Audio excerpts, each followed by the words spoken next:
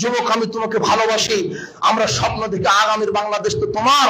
যুবক তোমার অনেক দাম, কিন্তু তোমাকে ইহুদি খ্রিস্টান গোলামে পরিণত করেছে। মদ দিয়ে, গাঁজা দিয়ে, নগ্নতা দিয়ে, গান বাজনা দিয়ে, জুয়া দিয়ে। এই যে তুমি আন্তর্জাতিক ফুটবল খেলার পিছনে এইভাবে দৌড়াও কেন? ওরা ইহুদি, ওরা খ্রিস্টান, ওরা ইহুদি, ওরা নবীর দুশ্মন। তোমার নবীকে ওরা বলা হলো ভুয়া নবী, মোহাম্মদ নাকি ভুয়া নবী।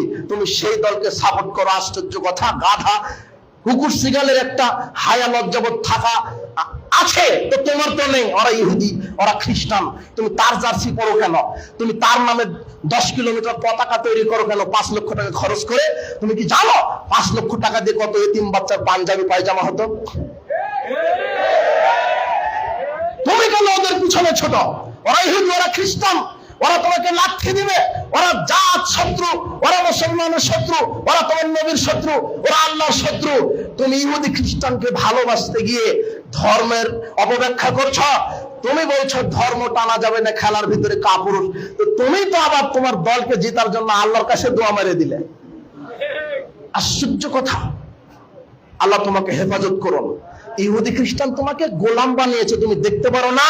4টার সময় ফজরে আল্লাহকে সেজদা দেওয়া লাগতো, সেই সময়তে তোমাকে তোমার টিভির সামনে তোমাকে বসিয়ে নাচাচ্ছে ইহুদি খ্রিস্টান। তুমি ইহুদি খ্রিস্টানের গোলাম।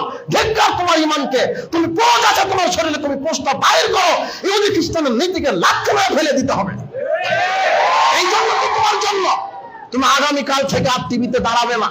ওর জার্সি নিয়ে আসবে, জার্সিতে লাথি মারবে, পেশাব করবে। ওই জার্সি দিয়ে কুলুক নিলে তুমি পরিষ্কার হবে না, ওটা এত অপবিত্র। আশ্চর্য কথা। তোমার মেরুদণ্ডকে ভেঙে দেওয়া হয়েছে, মাদকের কাছে তোমার ইমানকে বিক্রি করা হয়েছে, নগ্নতার কাছে বিক্রি করা হয়েছে।